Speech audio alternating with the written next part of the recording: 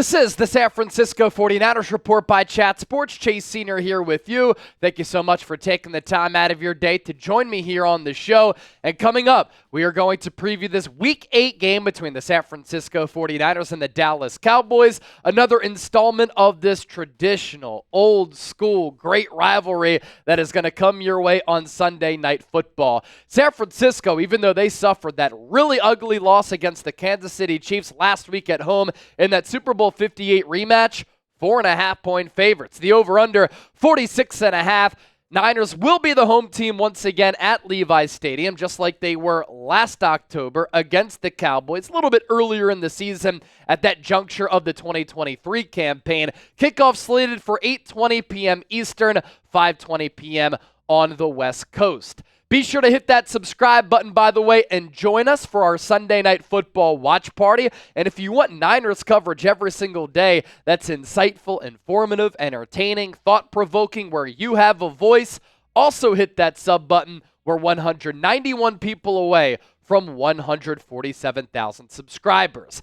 An important place to start for the Niners, the injury report. They are so banged up, and throughout the course of this year, they have suffered massive injuries to marquee players. And are they going to be able to recover? Are they going to be able to face the noise, face adversity, rise up and battle through it? Or will the Super Bowl hangover continue? Look at some of the marquee injuries that they've had to deal with as a football club, and keep in mind that since Kyle Shanahan was hired as the Niners head coach, the 49ers were top 10 in injury rate every year until last year when they were the fourth healthiest team. Now, San Francisco reverting back to being one of the more banged up teams in the league. Brandon Ayuk, of course, out for the rest of the year. ACL, MCL tear. There could be additional damage in that knee. Worst possible news for that injury to be the severity that it is after he signed that monster contract. Christian McCaffrey, according to the team, but I don't necessarily believe it, is getting closer to returning. He will not play in this game because of Achilles tendonitis in both legs. Talanoa Hufanga still on IR, out with a wrist injury. Javon Hargrave out for the year, triceps injury. Dre Greenlaw, not sure when he's going to come back. Suffered that torn Achilles against the Chiefs in the Super Bowl back in February. Deebo Samuel in the hospital with fluid in his lungs and pneumonia. Kyle Shanahan is not sure if he will be able to play or if Jawan Jennings will be able to play because of a hip injury that he suffered 2 weeks ago against Seattle. And then George Kittle, one of the top remaining targets for Brock Purdy, dealing with a foot sprain. The Cowboys will have the rest advantage in this game. Dallas is coming off a bye. Going into the bye week, it was ugly. Jerry Jones had to celebrate his 82nd birthday watching the Cowboys get shellacked, dump trucked, and embarrassed at home by the Detroit Lions. Final score in that game, 47-9. So Mike McCarthy's team went into the off week on a sour note. Here's how the Cowboys have fared so far this year. Week 1, 33-17 win on the road against the Browns. Week 2 at home, they got annihilated by the New Orleans Saints. Week 3 against the Ravens, they were at home. They were down big in this game until they made a little bit of a late game comeback, 28-25, and since that point, the Ravens have been white hot. 20-15 win over the Giants in Week 4. A really quality win going on the road to beat the Steelers on Sunday Night Football a couple of weeks ago, 20-17, as Dak Prescott put together a game-winning drive. And then 2 weeks ago, 47-9 loss to Detroit. Bye week in Week 7, Cowboys right now are 3-3. The 49ers, not much better. 32-19 win over the Jets in Week 1. Brian Flores once again dominated Kyle Shanahan in Week 2 en route to a 23-17 Minnesota win. A bad loss to the Rams in Week 3 for San Francisco as they choked that game away. They're up double digits, up by 10 in the fourth quarter, up by 14 in the game, and they still lost by 3. Following week, in Week 4, Niners able to get back in the win column. It was an easy win over the New England Patriots, 30-13, and then they get shut out in the second half To kick off October, a stunning 24-23 loss to the Cardinals. They rebound from that, beat the Seattle Seahawks 36-24, and then lose to the Kansas City Chiefs 28-18.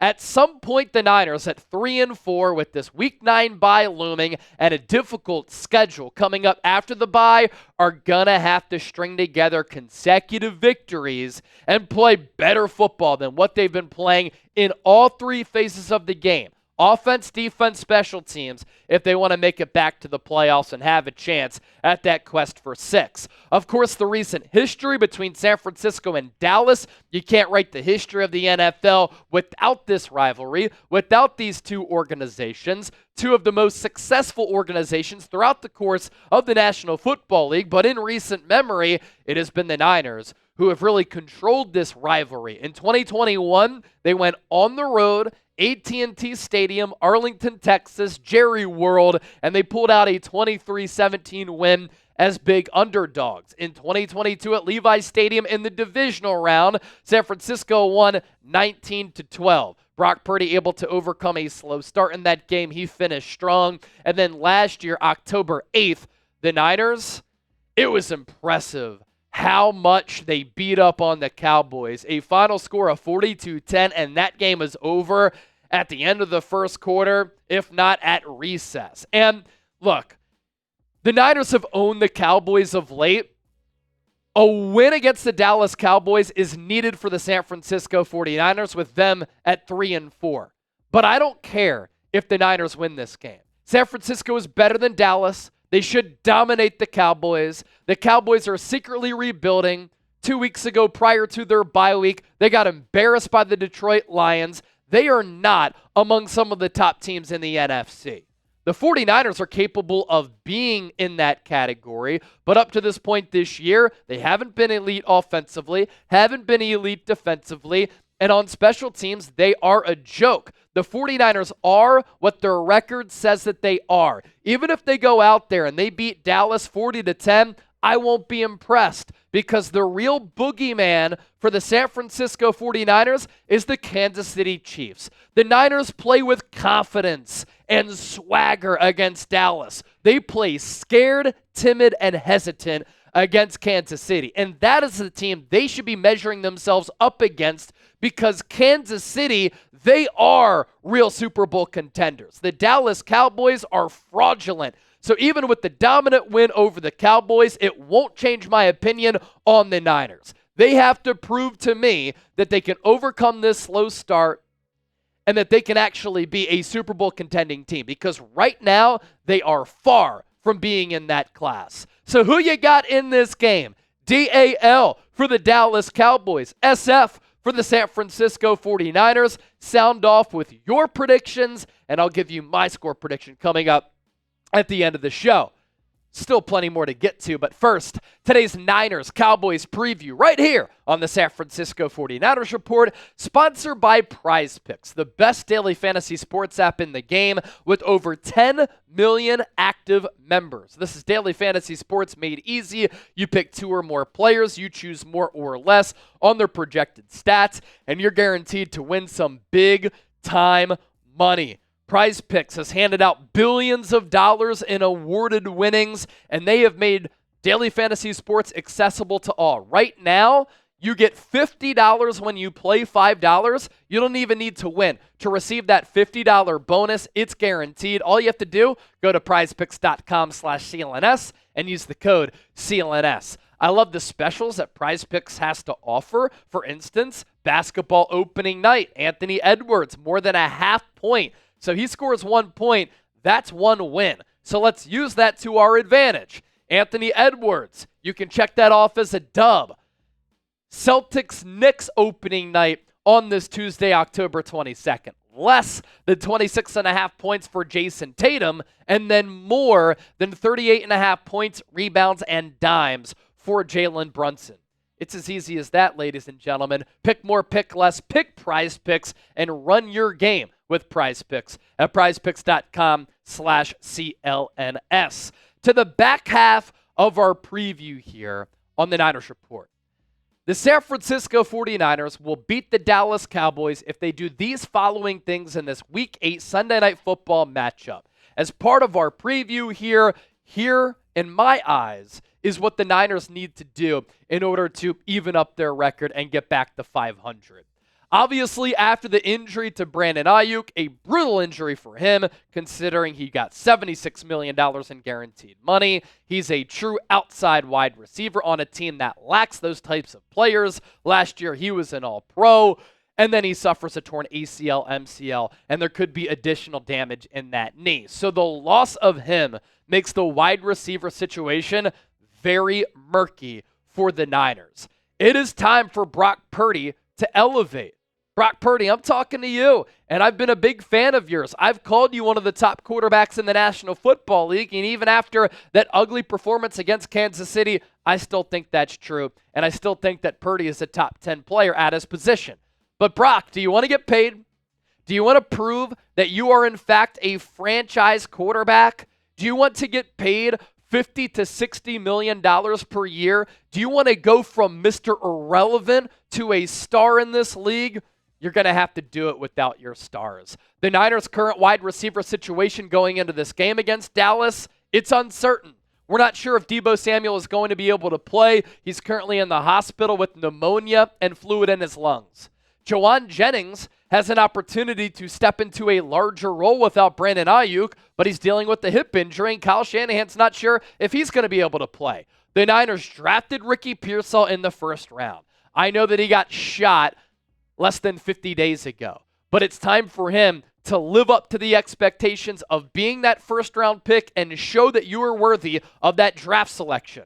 Jacob Cowing, little stutter go against Kansas City, the bubble screen in which he picked up Yak. He looks to be a pretty dynamic player. He will have more opportunities. Chris Conley has been primarily a special teams player for the Niners, a journeyman player throughout his career in the NFL. He will get more targets. And Ronnie Bell, a couple of terrible drops against the Rams. I'd make the argument your ass should have been cut. Kyle Shanahan still trusts you. You ran the wrong route, which led to a Brock Purdy interception in Chiefs territory, but you will have opportunities. And it's up to Brock Purdy to do what the elite quarterbacks do.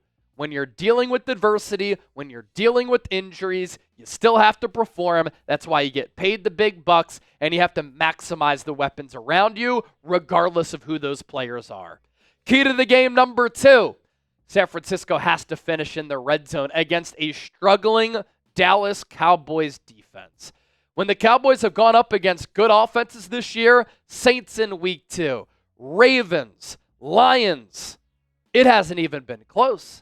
They have been punched in the chin, smacked in the face, cold water thrown on them. The biggest offensive issue for San Francisco, they have no issues in moving the football. Although against Kansas City, they did, but even with a struggling performance against Steve Spagnuolo, who owns Kyle Shanahan, the Niners are third among 32 teams in the National Football League in yards per game. So they are moving it up until they get to the 20. They are 27th in red zone touchdown scoring percentage. And the difference between getting 3 points and 7 points is huge on the scoreboard. It's huge for confidence and morale. It's huge for momentum. And last year, the Niners were number 1 in red zone touchdown percentage at 68%.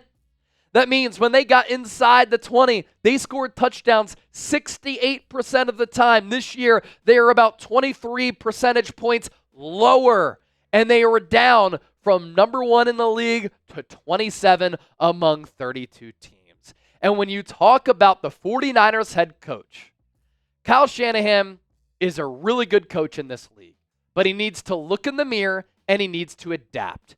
The Eagles Andy Reid era and Kyle Shanahan Niners era and the comparisons there are spot on. And I've talked about this here on the show. Andy Reid in Philadelphia, 14 seasons, 5 NFC championship games, 1 Super Bowl appearance. He was looked at as a bright, innovative offensive play caller. He could never win the big game. He lost a lot of leads. He was stubborn when people tried to tell him you have to even out the pass-run percentage. He would throw it a lot, and he would never move off of that stance. In Kansas City, he has adapted, he has gotten creative, he has looked himself in the mirror, he has taken accountability, and now he doesn't just run his system, he does what is required to win. Kyle Shanahan in San Francisco, 8th season in 2024, 4 NFC championship games, 2 Super Bowls. That's a really impressive run right there. Shanahan looked at as a bright, innovative, offensive play caller. He's looked at as a coach who can't win the big game. He can't come back in games. He can't hold on to leads. He is stubborn and doesn't take accountability. And what we've seen from Shanahan in his Niners tenure is that he won't adapt, he won't adjust his system, and he won't evolve. And if Kyle Shanahan doesn't do that, it's going to be much like Andy Reid's tenure in Philadelphia, where they make deep playoff runs, they have a lot of success, but it ends without the ultimate prize coming back to the Bay Area. And that's a 6th Lombardi trophy for the San Francisco 49ers. Kyle Shanahan is very stubborn. Kyle Shanahan came up under his father, Mike Shanahan. There are a lot of parallels between the two. They both didn't win a lot of big games until Mike Shanahan finally won the big one with John Elway. They lost a lot of leads. They lost a lot of big games. They didn't come back in a lot of big ball games, right? Kyle Shanahan needs to look in the mirror, take accountability, adapt, adjust, and evolve. And if he doesn't, he might be on his way out at some point sooner rather than later as the head coach of the 49ers, and he should take lessons from Andy Reid because that's what he should aspire to be. And Andy Reid, since going to Kansas City, has repaired his image. He's repaired how he's looked at as a coach, and Andy Reid has turned into one of the best coaches in the history of the National Football League. And if Shanahan just wins 1 Super Bowl, he's going to be looked at in that class. Key to the game number 3 is the book out on this Niners offense. Anytime Kyle Shanahan has to go up against a man defense, shrivels. When he goes up against his own defense, he's really dominant. How about Brock Purdy's splits against man and against zone? And Kyle Shanahan has to do his job as a head coach to put his quarterback and his offense in a position to succeed. But right now, he's so stubborn on running his system instead of adapting and adjusting based upon what the defense is doing. Brock Purdy, completion rate against man, 41.1%, 33rd in the NFL. His passer rating against man, 59.3, 32nd in the NFL. His completion rate against zone, 73.7%, 6th in the NFL. His passer rating against zone, 130.7, number 1 in the NFL. We have seen what Jim Schwartz does, what Brian Flores does, what Steve Spagnuolo does against Kyle Shanahan. Moving forward, why would teams not play man exclusively against the 49ers? Because right now, Kyle Shanahan has 0 answers going up against man defense. Number 4, special teams for the Niners is a straight up joke. It is a crime. You listen to what Bill Belichick, Nick Saban will say about the importance of special teams, and they will tell you it's a critical phase of the game based upon Kyle Shanahan's actions, based upon the special teams history with this Niners team since he took over in 2017, and how often their special teams unit has burned them in regular season games and in the playoffs, big spot after big spot after big spot. Kyle Shanahan doesn't take it seriously enough. And this is on the 49ers head coach. This is a part of the argument that I make that he needs to look in the mirror like all of us do when we make a mistake, when we do something wrong. You have to take accountability and you have to make the necessary changes. Kyle Shanahan has the ability to do it. Kyle Shanahan, like anybody, can make these changes, but it's up to him to take onus and do it himself. Because this special teams unit, especially this year, fake punt against the Rams changed the game. 97-yard kickoff return against the Seattle Seahawks. Nearly lost you the game.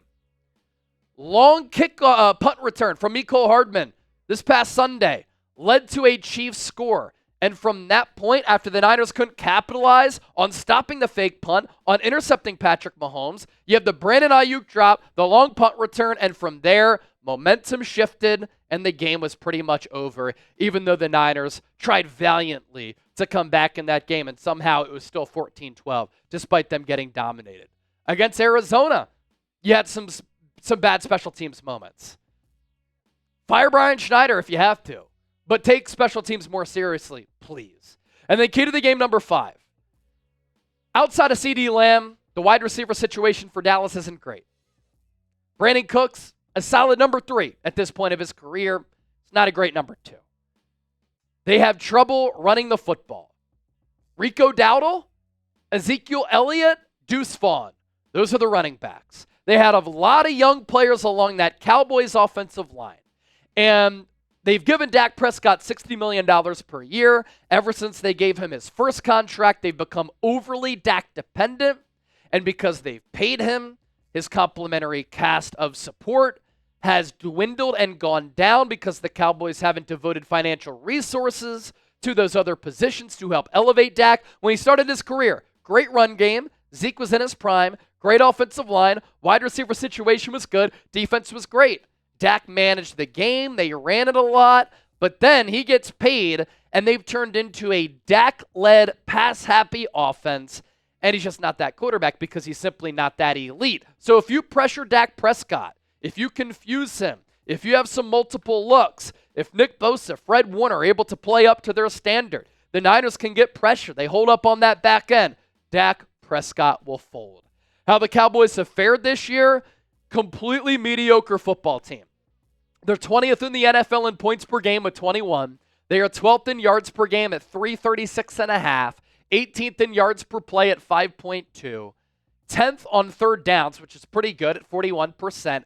31st in red zone touchdown efficiency. You think the Niners have been bad in the red area? They're 27th. Dallas is 31st. Defensively for Dallas, they are giving up 28 points per game. That is 31st in the NFL. Even though the Niners are down a couple of wideouts and could be down a couple of offensive weapons in general, you should be able to score. And Kyle Shanahan has to rebound after that awful performance against Kansas City. They are 24th in yards per game, 24th in yards per play, 10th on third downs, again pretty good, but then 31st in the red zone. If the Niners can't figure out their red zone problems against this Dallas defense, that is a massive red flag. The Cowboys are giving up a touchdown in the red area 73.6% of the time. So this is an opportunity for the Niners to have a get-right game. And that's for Shanahan, that's for Purdy, that's for this team in general to flush mentally the debacle against Kansas City last week. Offensively for the Niners, 8th in points per game, 3rd in yards per game, 3rd in yards per play, 8th on third downs, 27th in the red zone. That has broken them. Defensively, I actually think the Niners have made some strides the last couple of weeks. They played pretty well against Kansas City last week. 16th in points per game, 14th in yards per game, 17th in yards per play, 27th on third downs. Not good enough there. And then 23rd inside the red zone. Predict the score. Dallas Cowboys, San Francisco 49ers. As I said, I really don't care what the Niners do in this game because I know that they can beat Dallas. I don't know, and I don't think that they can beat the Kansas City Chiefs or elite teams for that matter with how they're playing and how they're constructed right now. My prediction, Niners win by 6. They cover that 4.5-point line, 24-18. I think points are going to be a little bit difficult to come by just because the Niners are patching some things together, but they still should be able to capitalize in the red zone, play good defensive football, and win by this tally.